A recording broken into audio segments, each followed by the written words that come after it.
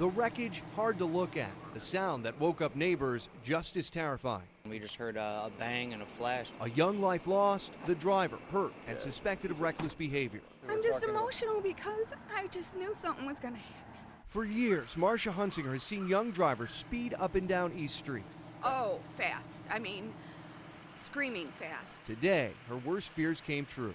Last night, this guy sat in front of our house and revved his engine up, which woke me up. That guy, Marcia worries, was Michael Weber Jr., the driver. And then I heard him racing through the neighborhood, which gets him up to the top of the hill. After that, deputies and neighbors say it was nothing but chaos.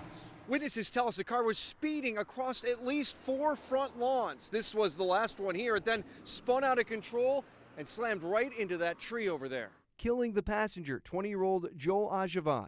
Deputies believe the driver may have been under the influence and was most certainly speeding. Marcia worries if patrols are not stepped up here, this casualty will not be the last. I don't know. I don't know what has to be done. It's a feeling of violation, and it's uncomfortable, and it's not fair to the people who have to deal with it. When Andrea Fricano got a text message that there were robberies on her street, little did she know she was one of the victims. It's hard to accept that while I was sleeping, somebody was walking around, and I'm just glad that we're all safe. The thief made away with cash and electronics, and the Fricano family wasn't alone. 3 other homes were burglarized. 6 homes were targeted in total. Police say these burglaries can be avoided. There are things you could do to protect your family, no matter where you live. That sense of security, people get lulled into it. You really have to make sure your car doors are locked, your house doors are locked. First floor windows really need to be closed and locked. But for some residents, those precautions won't be enough. So as of this afternoon, I now have a security system that's installed in my house. I also have motion sensors that have also been installed in the back of my house, which previously, as of yesterday, were not there. So this really shook you up. Mm-hmm. Yep. The image is pretty intense. For a report of an industrial fire on Main Street. Within minutes, flames destroy a building. A portion of the building has collapsed. That has stood here for 100 years. This building here was the old schoolhouse, you know. That's a piece of history lost here. Piece of history lost, absolutely. The old school built in 1913, but it's been vacant for years, last used as a storage facility for the former Stone Construction Company. The new owners, a company called Commodore, had plans to demolish it. It just needed to come down, but not this way, of course. 14 fire companies were called in to battle this one. This blaze so intense, the fire hydrants in the town did not provide enough water to put out the flames. So that brought firefighters here. Check it out. They actually use trucks to suck the water out of nearby Honeoye Lake. That truck then brings the water here, empties it into these temporary pools. That water then pumped to the scene of the fire to put out the flames. Their efforts paid off. The fire extinguished and nobody was hurt. A silver lining as a piece of this town's history is gone for good. Look, we've lost a major big building in our town, and it's things to talk about for quite a while. This lot on West Henrietta Road is vacant now, but this time next year, the Rochester View Apartments could be ready to open to a select group of the population. Is there a need for affordable housing for people that are deaf? And I was stunned, Scott, at the response. This week, the New York State Housing and Community Renewal announced the funding of $5.7 million to the $17 million project, the first of its kind in the entire state. They really came out in droves and said, gee, this is so incredibly needed to have an environment that is hardwired with extra supports and is also visually friendly. The price tag pays for 61 1- and 2-bedroom apartments that will include special accommodations for the hearing impaired. DePaul is no stranger to adult-assisted living properties. It funded the Halsted Square 2 years ago downtown, and these adapted devices were installed in some of the units.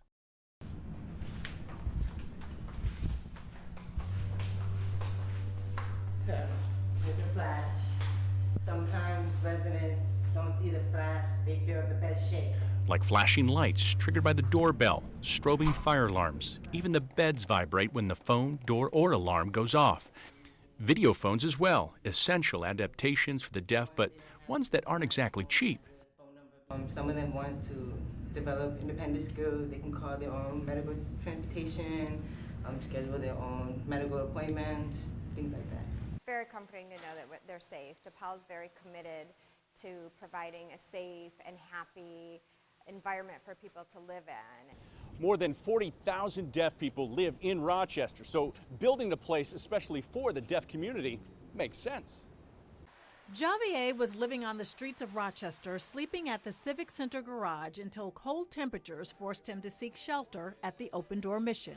It's been helped. Not only provides a warm meal and a bed to sleep, but also provide the Word of God, which has turned people's lives around, transformed, making new men.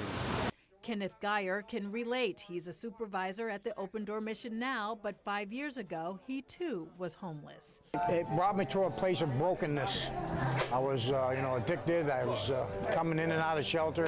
I lived in the subway under the Dinosaur restaurant at one time for 2 straight years.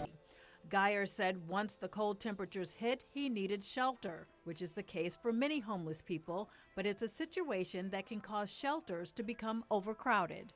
We don't have enough beds, we'll put them in a chair. Give them a blanket and put them in a chair. We won't turn them away. According to the homeless management system, the city of Rochester and Monroe County has served nearly 1,200 single men and 800 single women aged 25 and older. Geyer said he was one of the lucky ones, not only to get a bed, but to turn his life around, and now he mentors others. That is my main focus here, is what I'm asked to do, and because I come from the same cloth. A cloth that is also familiar to Javier. This place has been totally a blessing. Like I said, I've been here for 2 weeks. They got me in the program.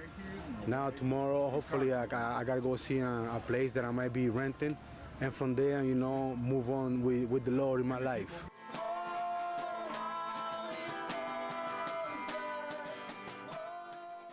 Bar District is known for its trendy bars and restaurants, but it's also known for its dark side, something restaurant owner Demetrio Cavatasi knows very well. Customers at the end of the night having a great time here, and there'd be fights and just commotion and problems that would be intimidating. Last week, chaos broke out twice.